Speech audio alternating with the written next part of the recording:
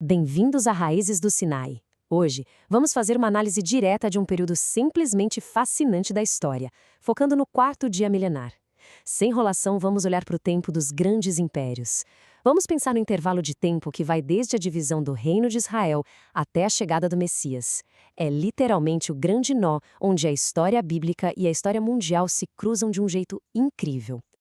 Então, a grande pergunta que vai guiar nossa conversa de hoje é a seguinte: qual é exatamente a conexão entre todos esses eventos históricos caóticos, esse domínio brutal de uma nação sobre a outra e aquele simbolismo divino super brilhante e ordenado do Sol e da Lua que a gente lê lá no quarto dia do Gênesis? Parece coisa de outro mundo, não é? Mas faz todo o sentido e nós vamos ver o porquê. Certo, vamos folhear rapidamente as páginas desse antigo livro de história. A cronologia do quarto dia milenar começa com um baque. A casa de Israel e a casa de Judá se dividem. Depois disso vem uma avalanche de poder. A Babilônia entra em cena e leva Judá cativa. Logo em seguida, a Babilônia cai para os medo-persas. Aí, num piscar de olhos, Alexandre o Grande surge com o Império Macedônico e, por fim, o rolo compressor de Roma toma conta de tudo. É muita coisa acontecendo muito rápido. E o mais impressionante disso tudo é que o profeta Daniel previu exatamente essas 4 potências mundiais, enquanto ele ainda estava lá da Babilônia.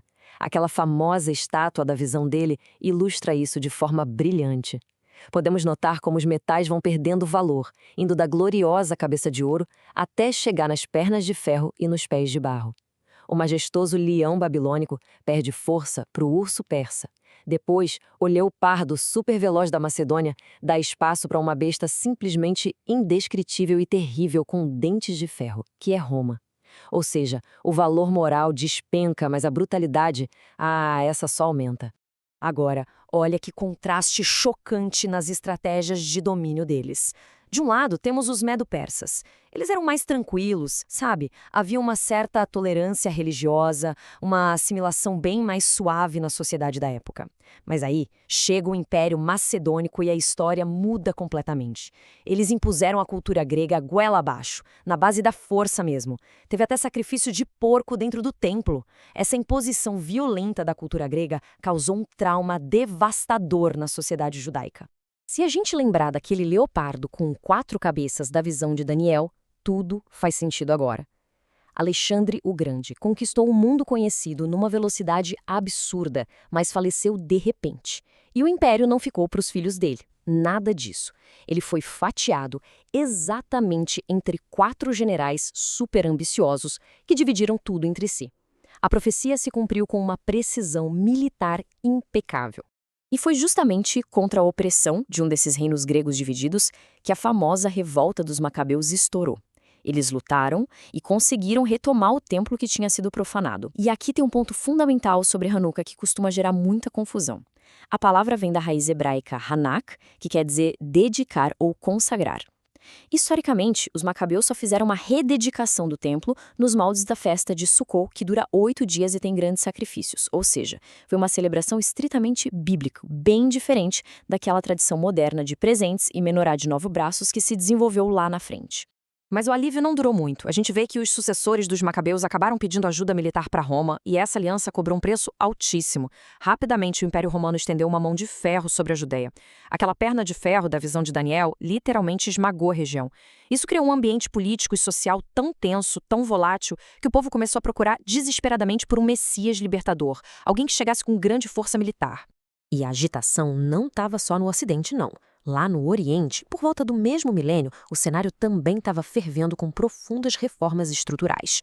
Percorrendo as rotas comerciais, tipo a Rota da Seda, vemos o budismo surgindo lá na Índia com os ensinamentos de Siddhartha Gautama se espalhando rapidinho. Na China, o confucionismo e o taoísmo trouxeram filosofias sobre a harmonia cósmica, a dinâmica de yin e yang e a ordem social. Basicamente, era a humanidade inteira numa busca global quase que desesperada por respostas espirituais no meio de todo o caos provocado pelos impérios. Ufa! Com todo esse caldeirão de impérios, domínios e filosofias borbulhando, vamos dar uma pausa. Vamos desacelerar um pouquinho agora e olhar para o alto. Depois de toda essa escuridão e confusão histórica, o profeta Malaquias traz uma promessa majestosa. Mas para vós que temeis o meu nome, nascerá o sol da justiça. É exatamente aqui que o caos dos reinos terrenos dá lugar à precisão perfeita do foco divino. E então, chegamos ao coração da nossa análise. Se resgatarmos a memória do quarto dia da criação, lá no Gênesis, quando Deus estabeleceu os dois grandes luminares e as estrelas, veremos que o simbolismo profético disso é de uma profundidade absurda. A luz maior, o Sol, representa Yeshua, o Messias. A luz menor, que é a Lua, representa o seu povo, os crentes. E as estrelas apontam diretamente para as 12 tribos e os 12 apóstolos, criados para guiar em meio à escuridão. O quarto dia da criação prefigurava de um jeito perfeito o que aconteceria no quarto milênio da história. E aqui está a sacada mais genial de tudo que estamos conversando hoje. Vamos pensar juntos na astronomia básica. A Lua não tem luz própria. Zero. A única função dela no céu noturno é refletir a luz pura gerada pelo Sol. Espiritualmente falando, a lição é incrivelmente poderosa.